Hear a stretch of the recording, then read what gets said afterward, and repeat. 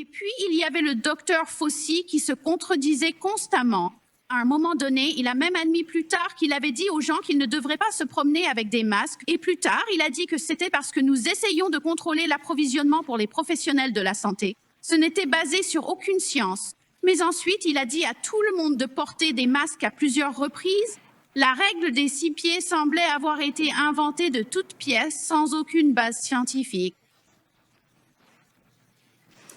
En fait, il a dit que cette règle était en quelque sorte sortie de nulle part lorsqu'il a témoigné. Et que les directives sur la fermeture des écoles et des petites entreprises étaient arbitraires et non basées sur la science. Je veux juste m'assurer que les Américains entendent qu'ils avaient un gouvernement censé être limité et rester en dehors de la vie des gens, qui est intervenu et a offert des conseils. Souvent, cela a été fait sous des mandats pour fermer des entreprises, les moyens de subsistance des gens, empêcher les enfants d'être éduqués, empêcher les gens d'exprimer leur foi et de se rassembler pour montrer la liberté de religion, leur foi et leur expression. Je veux dire, incroyable ce qui s'est passé pendant les années Covid. Eh bien, voilà, les affaires sont en train de sortir, et ça, c'est le témoignage d'une sénatrice aux États-Unis qui s'appelle Modi,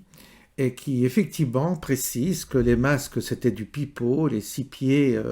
de distance c'était du pipeau, fermer les commerces c'était du pipeau, fermer les églises c'était du pipeau, confiner les écoles c'était du pipeau, et donc il s'agit d'un crime contre l'humanité parce que ils ont appliqué cette méthodologie partout, ils ont pu l'appliquer, on voyait que c'était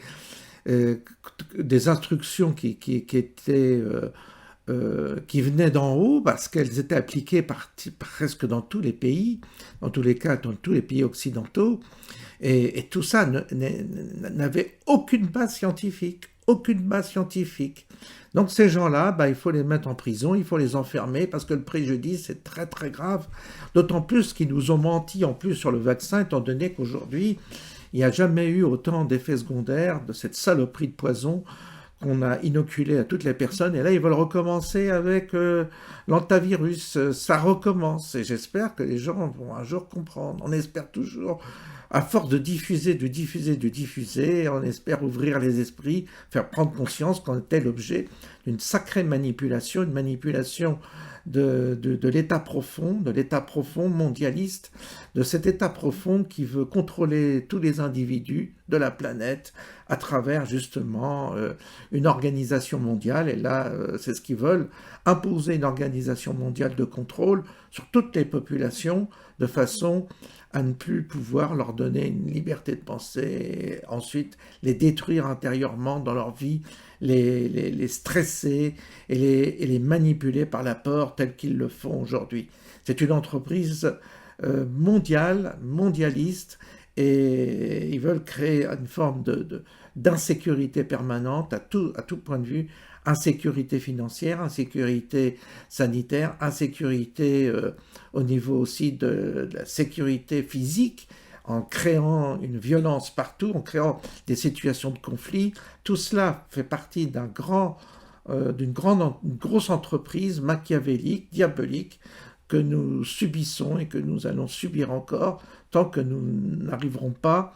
à nous émanciper de ces geôliers qui sont là pour nous enfermer et nous manipuler. Ils ont tous les outils actuellement pour nous enfermer dans un monde orwellien, et il faut que par la conscience, par la prise de conscience, nous libérer de tout cela intérieurement déjà. Le travail est intérieur. Après, ça prendra une forme extérieure, mais pour l'instant, il faut qu'on soit intérieurement convaincus que nous sommes vraiment dans une prison et que ces gens nous veulent du mal, veulent nous enfermer, veulent briser nos âmes, veulent briser notre vitalité, et on le voit aujourd'hui que cette attaque, elle est frontale, difficile, mais on est là pour justement contrarier ces plans, et en essayant de communiquer comme nous le faisons, afin de nous émanciper de cette situation qui devient lourde et pesante. Bonne journée à tous et à bientôt.